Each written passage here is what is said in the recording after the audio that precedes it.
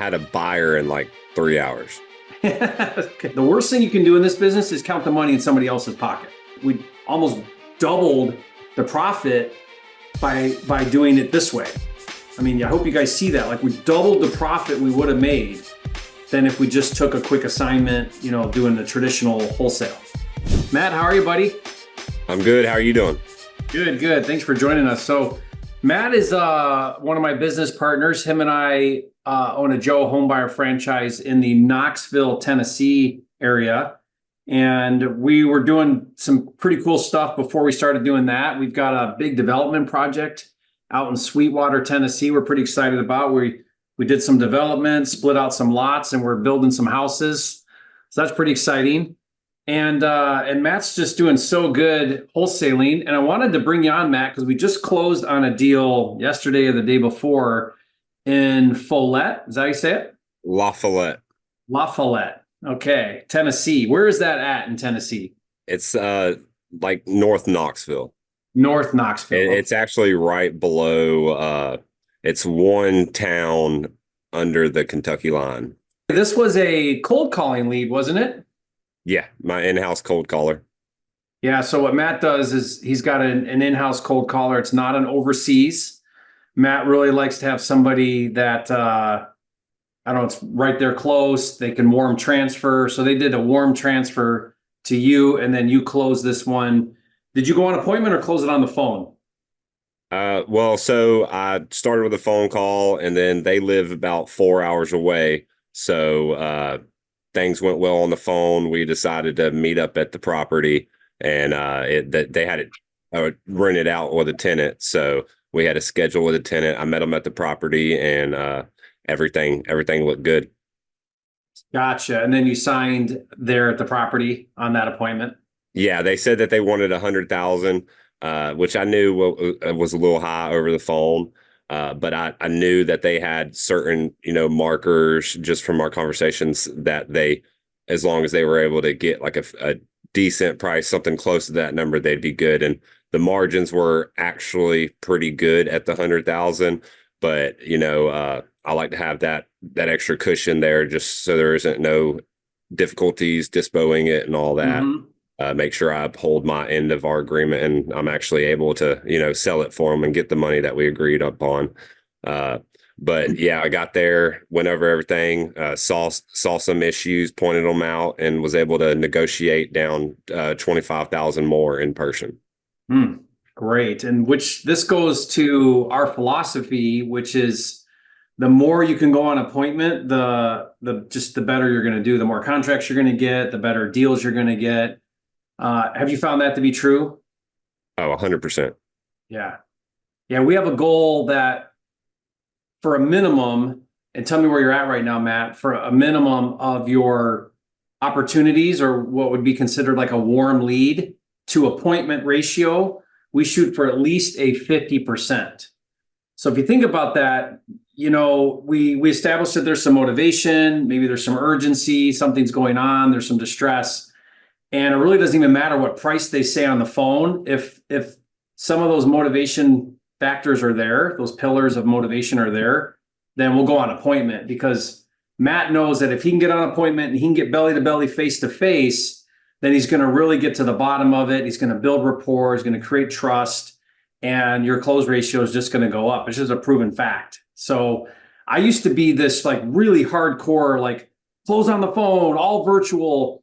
And clearly there's some benefit to that, right? Because it's time consuming to go on appointment. But when you do the math and you look at the numbers, if you have a model at all, that's like a backyard model where you can go on appointment, and it doesn't even have to be you. Like eventually we're building a team with Matt. So eventually, Matt will have acquisitions people that go on appointments. But if you can get there in front of that seller, then it's just going to drastically increase your deals.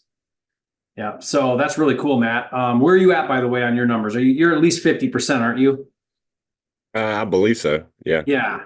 I think last time we were looking at it, you were, I think you were a little higher than that. So okay. So you go on appointment, you get it down to 75. Is that right? Yeah. Yeah. You lock up a contract, you sign it there with the seller. Now we're under contract. It was tenant occupied, and the end buyer actually wanted the property vacant before closing. So what I did on my side is I did cash for keys with the tenant, and so I gave them $1,400 to vacate the property by a certain date, and they did, and I got reimbursed out of that through closing. But you fronted that money early. Yeah. Yeah. So you took a little bit of a risk with $1,400 because if things went sideways and you didn't close, you would have been out the $1,400. But you felt like that was a risk well worth it to get the tenants out of the property. Yeah, because I had my end buyer put down non-refundable earnest money, Yeah. which covered my 1,400. So if anything were to go south, I'd get my money back in a little bit extra. Okay, so let me make sure I'm following this like mechanically, because you had your purchase and sale agreement with the seller for 75, and then on the MLS, were you marketing a contract for sale, the property for sale? Like what was and did you have an agent? So how did you market it on the MLS? Yeah, so I'm actually I have a broker friend, and they acted as my listing agent. Okay. And so They we listed it. Yeah, and we advertised the property as the power of attorney, which was us. Joe Homebuyer was the seller of the property. And Okay. then a buyer's agent came to us on the MLS with a Tennessee realtor purchase agreement.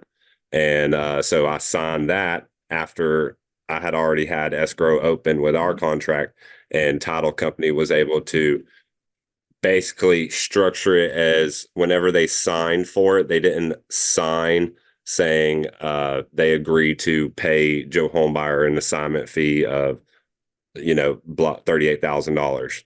They basically signed a loan payoff Yeah. of Okay. my assignment fee. Okay. So I actually misspoke here in the beginning. This was actually a novation then, because, and this is just one way to do a novation where the difference between the original contract and the new contract with the buyer, that difference, a lender's going to question that. They're going to go, because did they get financing, the buyer? No, it was cash. Okay, it was cash. Okay. So it wasn't the lender then. So sometimes the lender will be like, well, what the heck is this $38,000 here?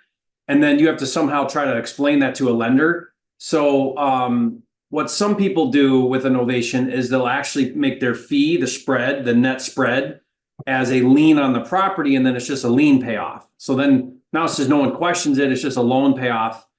Seller gets what they agreed on, buyer pays their price, and you do a loan payoff in the amount of your novation. That's one method that can be done that way. You did it more because the title required it, because that was the cleanest way to do it with the title restrictions in Tennessee. Correct. Okay, so then title called it a loan payoff, but on the closing statement, did it show as like a loan payoff for 38,000 or to Joe Homebuyer, or did it show how No, it shows up as an assignment fee on the They HUD. still put it as an assignment though. Yeah. Yeah. Huh. Okay, interesting. And it is kind of tricky, and I feel bad that I can't totally explain it, because my title company, the title attorney is actually she just figured out how to do all this, and I haven't asked questions.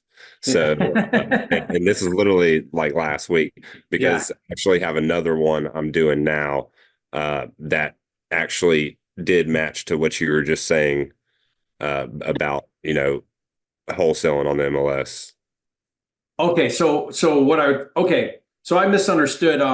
I thought it was actually an assignment on the MLS, which, guys, since we started up down that road, the way that would work would be you, in your original contract with the seller, you have what we call a pre-marketing clause. And that pre-marketing clause basically says you have the right to market the contract for sale publicly.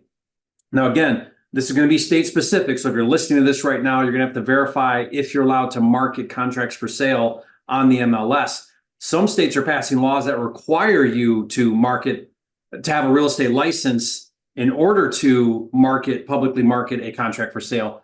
And then you would list it on the MLS. It would still be an assignment. So remember, in that case, you would not be marketing the property for sale. You'd be marketing the contract for sale. So then when a buyer comes forward with an agent, you're going to have a conversation that says, look, this is a cash only deal. We can't assign our contract if there's a loan involved. And but put your fee on top, or let's factor in your commission. And then you sort of build that in your deal, and you're looking to still do an assignment like you normally would, but you're just finding that buyer on the MLS with an agent. So what we'll tell the agent, the buyer's agent will say, look, we're getting a lot of interest. This thing's priced really aggressively. It's a great deal. If I were you, I would talk to your buyer and work out your commission with your investor. But if you do need to add that on top, then make your offer, make that clear to us, and we're going to consider your fee into the net we're going to make, and that'll be just something that needs to be considered with the other offers we get. And so basically, we're coaching the buyer's agent to see if they can get their fee paid from the buyer's side, not our side, just to keep it clean and simple, right? Does that make sense? And then you just treat it like you would any other type of deal, right? You would close with an assignment, and that's how you would do that. So wholesaling assignments on the MLS can be a powerful strategy if you learn how to do that. The key is similar to a novation. You've got to really make sure that seller understands what you're doing, because if you try to gloss over the contract and you're not super clear about what you're doing, then all you're going to do is create a bunch of drama and issues down the road. When that seller sees their property on the MLS for 50 grand more, they're going to call you up and be like, what's going on here? I'm so confused. So you want to preempt all of that, just like you would with a novation. So the novation strategy, which is what Matt actually did, what you're really offering a seller is like a white glove experience, like a 5-star experience. And what you're telling them is, look, we're going to do this power of attorney. We're going to agree on this number. You're going to get this number no matter what happens. So I'm going to go reach out to my entire network. We're going to do the marketing. We're going to handle any repairs that are needed. We're going to do showings, all of it. And you don't need to worry about a thing. So, why would a seller agree to that? Because they don't want to deal with agents. They don't want to deal with showings. They don't want to deal with negotiating. They don't want to deal with all the things. They just want to know, hey, I got a number locked in with Matt. Whatever he does, I don't have to do repairs, or I don't have to do anything. Right? It's totally white glove. So that's what's so attractive about a novation type of deal. Okay, so you may have questions around that. We'll get to them in a second here. But so what Matt did is he has that original contract for 75, markets this property on the MLS. Now, Matt, what did you list it for initially? 120.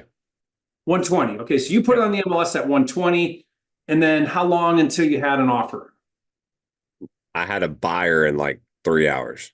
Okay, so you were priced aggressively. The goal with novations for us is we want to price it so that we get a buyer and lock it up within 3 weeks. There was 2 properties listed for 124,900, and those were the cheapest properties in the area. I knew, and they were worse condition than mine. Yeah. Mine was way better.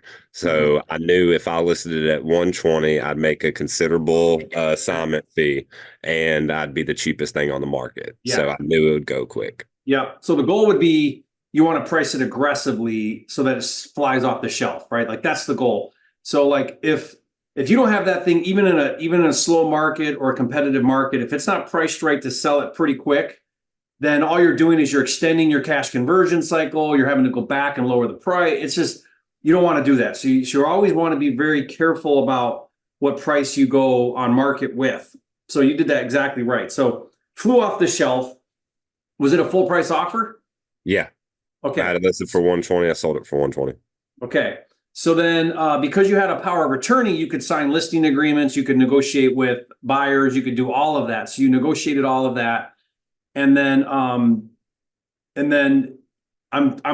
guessing that state contract with the buyer's agent and that buyer for 120, you replace that contract with your original contract and then put your fee on there, like we talked about a minute ago, where the title paid that out as some kind of payoff, even though they put assignment on the closing statement, which is kind of weird to me. But it's because the buyer's agent, they didn't want to throw any red flags with the buyer's agent. Like the broker had to get them to sign it as that, Okay. I mean, just so. I don't know how a $38,000 assignment didn't throw a red flag, pretending, but or whatever. But Well, it's a blind HUD. okay, so they probably didn't even see it. Yeah. Yeah. Okay. So however you structure that now, again, with the Novation, there's lots of different ways that people can do these things. Matt, we'll talk more about this, but one way that I like to do novations is not with a power of attorney, only because in this case it didn't matter because it was cash. But what I find is a lot of times if you're using a power of attorney, then when you get down to the buyer's agent and the lender, they tend to have a problem with that power of attorney because they're asking like, who the heck are you and what's going on here? And you're not some. Why are you a power of attorney for the seller? And it just causes some like stresses everybody out because they just don't understand why that's there. So what we'll do is we'll do like an affidavit with the seller to do the listing. So like we'll handle the listing and because we want to control the agent. But then we'll actually get the seller to step in and sign directly with the new buyer. And as long as you set all the right expectations and the seller knows what's going on and they're clear and they're not like confused, then we've had no problem getting the seller to actually sign as the seller on the new contract with the buyer. And it just makes that process so much easier with everybody. And so when you do have that issue, because I actually overcome that issue, and that's what I was talking about earlier, where I have a novation right now that is getting purchased through a lender. And the way we're doing it is we're just doing a double close. I mean, just because there's no assignments allowed on the MLS don't mean you can't get it done. So if you are, all I'm in this business and I've found that building relationships and connections with people and upholding what you say you're going to do is the best thing you can do to thrive here. So I've actually, partnered with my title company, and whenever I need a double closing, they don't charge me extra. So I'll advertise it to where if I'm listing on the MLS, I'd say seller will pay all closing costs if you use our title company. So, and that usually 9 times out of 10 who don't want free stuff, who if someone can pay less, they're Now not going to pay more. you're talking double close in escrow where there's no transactional funding needed, Yeah. Yeah. right? So Or is yeah, there? so if you're in a funding program like yours, Yeah. you could call Jerry up, be like, "Hey Jerry, I got this contract. I got in buyer already locked up. Everything's already good to go. I need you to put this money in this account so I can close it the same day, and you'll get your money right back." Yeah. So on those ones, that's one we're double closing where we're funding the double close, right? Yeah, yeah, Yeah, yeah. it will Okay. be. So that's it, guys. Like if you really need to make it super clean, you can double close. Certainly that's one way. And like Mark Gabriel, one of our fast trackers, I know Matt, Mark, in Oklahoma, his title company will actually do the double closings in escrow, meaning they take the funds from the buyer and they take the funds from closing two and they fund closing one. So you don't even need to bring the transactional funding to the deal. Now that's harder to get. Not all title companies will do that, but some still are doing that, and it's really cool if they're doing that. In fact, Matt, I would talk to yours since they seem to really want to do business with you. I would talk to them and see if they would do that. Double close it in escrow. Now they won't do it unless all the parties sign. But what you do is you have all the parties sign back to back, and then you don't fund out on closing one until you get all the funds received on closing two. And then they just use the funds from closing two to fund out closing one. Yes, and they said that they could do that. Okay. So then we don't even need to bring cash even for 5 minutes. Like you don't even need to do that. Yeah, I'm just saying if you have to, don't let Yeah. that be an obstacle for you not to Exactly. do it. Exactly. Yeah, that's the point. Don't let that be an obstacle. So I see some questions here about a blind HUD. So explain, Matt, what a blind closing statement is. So when I say blind HUD, I mean so the seller sees his side of the HUD, he sees his breakdown of everything, but the buyer only sees his side of the HUD. Yeah. So the only person seeing my assignment fee in this transaction is the end buyer. Yeah. And again, if you're doing everything like you're supposed to, and selling good investment properties that are good wholesale deals, an end buyer's not going to care. Yeah. Yeah, like so this buyer paying 120, he knows he's getting a smoking deal, so he's not all hung up on Matt's fees, right? Now, not to say that some buyers don't get hung up on that, some do. I've certainly had that happen. But again, it's all about, are you setting the right expectations? So like in that case, I would say something like this to that buyer or buyer's agent. I'd say, now listen, we stand to make a sizable profit on this deal. We do a lot of marketing. We create a lot of relationships with sellers. This one is one of those deals where we're going to do pretty well on. And I just want to make sure that that's not an issue for you, because we know that at 120, this is a really good deal. And so I kind of like, I'll set the stage before, just to kind of like prep them for seeing a $38,000 fee on the closing statement, right? Yep. And again, I try to coach everybody, like, count the money in your pocket, not my pocket. The worst thing you can do in this business is count the money in somebody else's pocket, right? Like, that guy may go on and he may make a bunch of cash flow. He may fix it up and sell it for 200,000. If that guy makes 100 grand right after us, then I would shake his hand and be like, good for you. You're a flipping genius. Like, I'm happy for you. And that's really how you should be approaching this business. Like, count the money in your own pocket, not somebody else's. Yep. I want to make my 38,000 wholesale fee and my end buyer still be able to make 100,000. Yeah, like a good wholesaler leaves meat on the bone. Like, that's the whole point, is our buyers have enough meat on the bone to where they can now do something, right? So that's how everybody wins.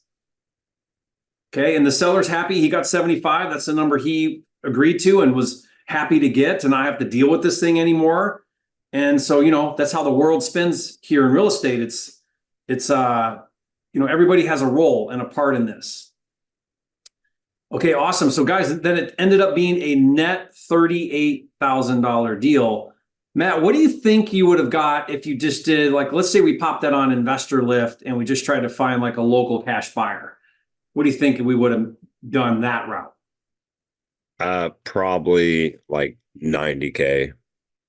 So maybe it would have been a 20 or a 15. 15, yeah. Yeah, probably a 15. Yeah. So guys, safe. Yeah. Yeah, which would have been great. And we do a lot of deals, like that. But one thing that Matt's really good at, and one thing that him and I are talking about constantly, is how do we look at all the opportunity and how do we maximize opportunity on every deal?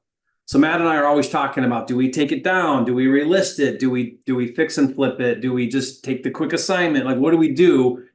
And every deal needs to be kind of on a case-by-case basis, obviously, in this business. And lots of things determine that, right? Like, where are you at in the business? Is it worth spending a little more time on this one? To make a little bit more, it's not cut and dry, but it's a conversation that you really should be having. And the best wholesalers, the ones that hit, 6 figures a month and higher, are really good at thinking outside the box and are really good at looking at multiple exits and then handpicking the very best exit strategies. And that's why, like, doing novations and wholesaling creative finance, doing takedowns, double closings, all these ways are ways to, like, look at an opportunity. You got a seller, you have a situation. There's multiple exits that we can do on these deals. Which one makes the most sense given this deal, this situation at this point in time, and then trying to make good choices around that, making good decisions around that. And oftentimes, like in this case, we almost doubled the profit by doing it this way. I mean, I hope you guys see that. Like, we doubled the profit we would have made than if we just took a quick assignment, doing the traditional wholesale, right? But Matt said, I think you said it best, Matt. You're like, okay, this really now comes down to key relationships, right? So knowing title is a big thing. Having good title company that will help you create and structure deals like this. Being able to talk to a seller in a way to where they're comfortable letting you do a novation or letting you list it, things like that. That's you developing yourself as a wholesaler to get better at structuring and building relationships. Yep. Because just like, me meeting you, I've acquired tons of knowledge through our relationship this past year, and I'm tremendously thankful for it. But me, building a relationship with you, I've been building relationships with everybody here locally, and just the amount of knowledge I'm getting from them, and my title companies and title attorneys that I've talked to about everything. It's just a matter of saying, hey, introducing yourself, tell them what's going on, and connecting with them, and someone will have a solution if you have a problem. Yeah. So if you don't know if you're at a wall and you're like, oh, I can't do this, there's definitely a way to do it. You just have to, know the questions to ask and who to ask, and make sure you're asking them questions. Yeah, like our development project's a great example of that. So Matt and I bought how many was it? 53 acres, or what was it? 56. 56 acres. And originally, Matt, I don't know if you remember, but originally we bought this and you came to me and you said, Jerry, let's just subdivide this into like 7 lots. There'll be big properties, like 5-7 acre lots. And we'll spend a little bit of money in development. We'll do some clearing. We'll put a road in. We'll have to spend a little bit of money, but it'll be quick and easy. And then we'll just sell off these lots. And that penciled really well. We were like, oh, this is great. We'll make really good money. Then Matt comes back and he says, Jerry, I think we could maybe subdivide these even smaller. And I think we could, why don't we look at building and flipping houses? Now I got a lot of experience spec flipping. So I said to Matt, Matt, I don't know anybody out there, but we're going to need a builder and we're going to need a lender. And so we talked about it. And then Matt goes out in his market, hustles down, and finds like a builder that knows exactly what we're doing, that can pop these things up fast, tons of experience, and a lender who knows that market inside and out. He knows the builder. They work really close together. And he came forward and basically said, I'll fund you guys on your builds. And so now Matt was able to bring those relationships in. So what are we doing now? Now we're building and flipping houses. So now we're just, every step along the way we stay in this deal, we're making more and more money. And so now we're doing like a 1-lot model where we're building houses that would be ideal for, or when I say 1 lot, 1 acre lots. And then we've got some 2.5 acre, and then a couple bigger ones. Yep. And we're gonna just hopefully flip some houses, recapitalize, maybe keep going, maybe sell lots. Like, we're just kind of curious. We're just open and curious, and we're going to play around and see what we can do. And I think we'll figure out, Matt, a sweet spot. Like, okay, this is the house. Everyone loves this model. Let's do this one again, or we'll keep playing around. But my point here, guys, is like, what's making Matt so successful so fast out of the gate in his business is creating key relationships and then going out and figuring this stuff out, like just hustling to find the solutions to the problems. And here we are doing like some really cool stuff pretty quick. So I love it. It's just really awesome to be a part of that with you, Matt. So, kudos to you. You're a flipping genius for doing the work to build the business. Yeah, same. Couldn't have done it without you. That's for sure.